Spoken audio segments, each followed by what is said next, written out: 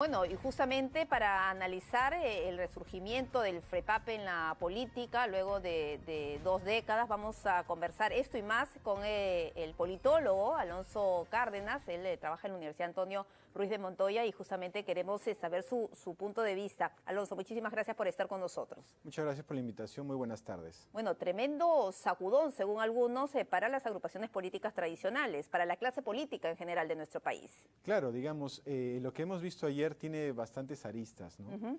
La primera, probablemente, creo yo, la más importante, más allá de la anécdota política, es que en el Perú tenemos un sistema de partidos totalmente fragmentado, la fragmentación más alta de América Latina.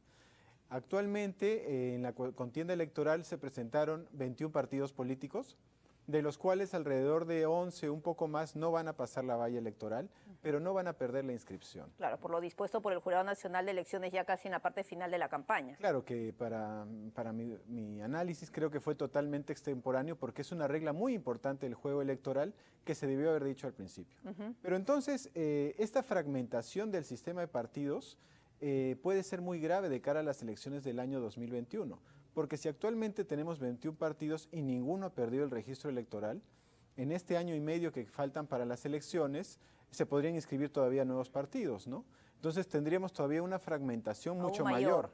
¿Y cuál es una de las consecuencias de esta fragmentación? Que con muy pocos votos tú puedes ganar una elección. ¿Qué es lo que ha pasado en este proceso electoral? Efectivamente, ¿no? Digamos, Acción Popular está alrededor del 10% y es el ganador de la elección. Y eso es increíble. Un número bajísimo. Claro, ¿no? Porque antes uno pues celebraba al menos por tener el 40%, pero ahora por tener entre el 8 y el 10% ya era suficiente. Claro, digamos, entre los que el último que pasa la valla electoral y el ganador de la elección, hay 4 o 5 puntos, ¿no? Lo que es una atomización, pero tremenda, ¿no? Entonces, eso no ayuda para la gobernabilidad, ¿no? Para la calidad de la representación política que nosotros buscamos en nuestro país. Empecemos a hablar por el FREPAP, que realmente no estaba en el radar de muchos o de casi nadie. Y bueno, y finalmente debe obtener alrededor de 16 curules. 16 curules. 16 curules. Efectivamente, bueno, el FREPAP no es un actor nuevo en el juego político claro, peruano. Pero no estaba en el Congreso ya 2 décadas, más de 20 años. Pero a diferencia de otros partidos políticos, ellos han hecho efectivamente un trabajo de hormiga. Efectivamente ha sido este trabajo de hormiga el que se ha visto reflejado en los resultados o también un poco un voto de descontento, de protesta por parte de los ciudadanos y del electorado en general. Bueno, cuando nosotros hablamos de fenómenos sociales complejos, nunca hay determinismo, sino multicausalidad. Son varias causas las que explican el fenómeno FREPAP y el fenómeno de otros partidos. Una de ellas es el trabajo de hormiga, efectivamente, que han hecho de manera silenciosa.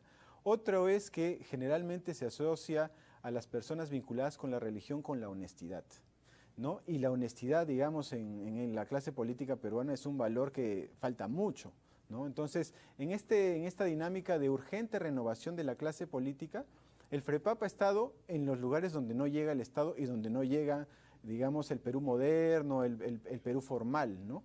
Sino que está donde realmente se necesitan y hay muchas necesidades. Y además tiene la virtud también de no aparecer, por ejemplo, en las redes sociales, ¿no? O sea, nosotros nos quedamos... Bueno, encontré justamente a propósito de la entrevista y de los resultados, por supuesto, estuve buscando un poco en las redes y tienen una cuenta, bueno, y bastante activa. Bueno, después de los resultados se han enviado más mensajes, un poco retuiteando toda la información y también lo que venían declarando desde más temprano, desde ayer mismo, sus dirigentes, para que se haga más conocido, pues, ante todos. Claro, pero antes de la elección yo había revisado, por ejemplo, la cuenta de Twitter del FREPAP y tenía 11 seguidores. Ahora tiene más de 5,000, ¿no? Claro, es increíble. Sí. Pero digamos, volviendo al tema del FREPAP, está cerca de la gente, pertenece a un segmento de que podrían llamarse los sin voz, ¿no?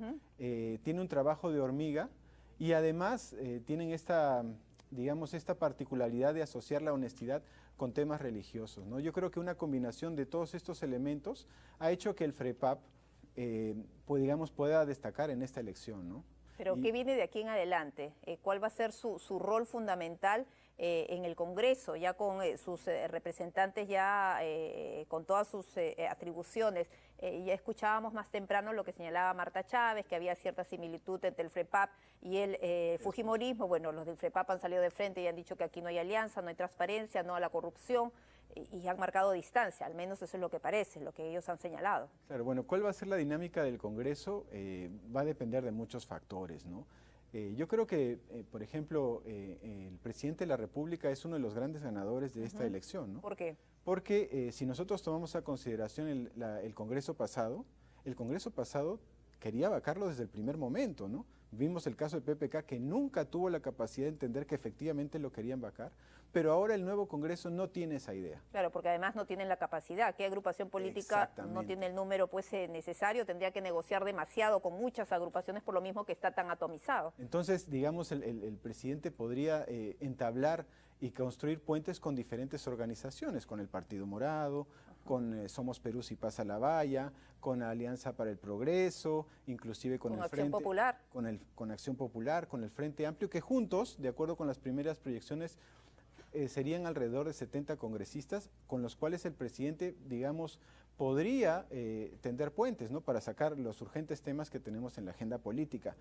Pero yo veo que para esa construcción de puentes se va a necesitar operadores políticos. ¿Y hay en ese momento? En el Poder Ejecutivo creo yo que el perfil de los ministros no tiene, porque digamos, son más técnicos, ¿no? Y el propio presidente lo ha señalado. esa capacidad de tender puentes con la población, ¿no? ¿Y el primer ministro podrá llegar a ser un interlocutor válido, con ese perfil, con esas características necesarias en este momento? Bueno, el premier es miembro del Congreso, conoce las dinámicas y los tejes y manejes del Poder Legislativo y podría tender puentes, pero no debe ser el único, ¿no? Tiene que haber un equipo de operadores que creo yo que actualmente el gabinete no cuenta. Ahora, no solamente el FREPAP ha dado la sorpresa, también Unión por el Perú.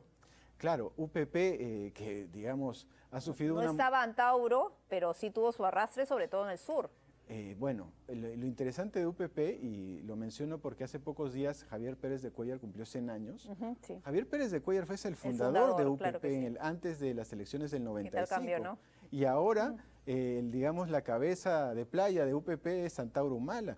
Es muy interesante mencionar que Antauro Humala, a pesar de que no participó en las elecciones, fue excluido por el Jurado Nacional, pero igual ha sacado 15.000 votos, ¿no? Es un arrastre muy importante y yo creo que Antauro Humala, junto con el FREPAP y con Urresti, y además el presidente de la República, son los grandes ganadores de esta elección del día de ayer. Bueno, y en los perdedores también tenemos, por ejemplo, el fujimorismo, ¿no? El fujimorismo... que terminan con 12 curules. Bueno, el fujimorismo... Contra los 73 que tenía. Claro, el fujimorismo en 3 años y medio ha sufrido pues un colapso absoluto, ¿no? Yo he revisado... ¿Falló o se equivocó en colocar a Marta Chávez? Yo creo, o a quien hubieran puesto, los resultados iban a ser similares. ¿Qué opinas? Yo creo que Marta Chávez ha sido también una locomotora porque ha apelado al núcleo duro del fujimorismo. Que ese núcleo duro, que ponían a otro, les iba peor. No se va a mover, que está alrededor del 10%. ¿No?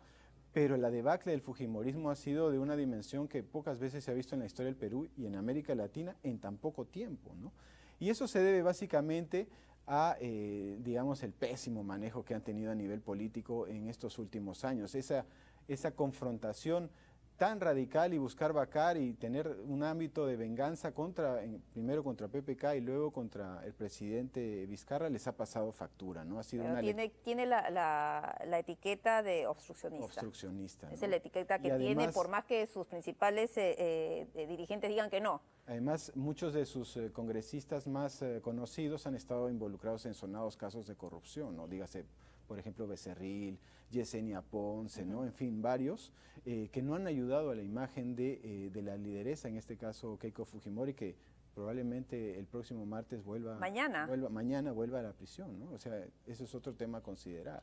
Ahora, y los que quedaron fuera, porque lamentablemente, como siempre, el tiempo es tirano, pero los que quedaron fuera el partido aprista. Bueno, después de 60 años no va a tener ni un solo representante, y también, bueno, otros partidos como Solidaridad Nacional. Bueno, el partido aprista ya venía de un declive desde el año 2011. Y sin Alan García la cosa se ha agravado.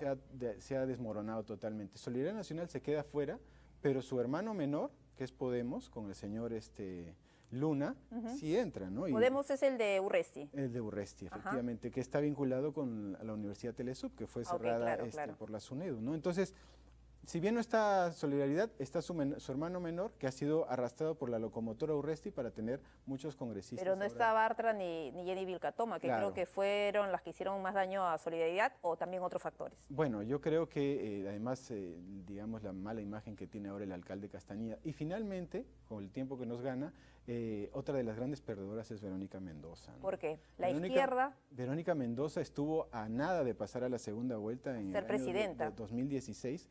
Prácticamente 20% de los votos y ahora no siquiera pasa la valla electoral, ¿no? Esa alianza fallida con el señor Cerrón y haber perdido figuras clave como Marisa Glave, la señora Peirona y la señora Wilca le han pasado factura, ¿no? Entonces, la izquierda en ese sentido debe... Y el Partido Morado, ya tengo que terminar, yo sé, Gustavo, discúlpame, pero el Partido Morado... El Partido Morado iba en ascenso, pero... Le pasó la factura, el escándalo, la huida de Julio Guzmán y lo del general Mora. Fueron 3 misiles a la línea de flotación del Partido Morado, justamente en temas muy sensibles para su elector, ¿no? Que es el urbano, progresista, que es muy sensible, por ejemplo, a los temas de género, ¿no? Bueno, lamentablemente el tiempo nos ganó, seguramente vamos a seguir hablando porque es un tema que nos va a interesar a todos. Ha sido bastante claro, Alonso, muchísimas gracias por haber estado con nosotros aquí en Más que Noticias.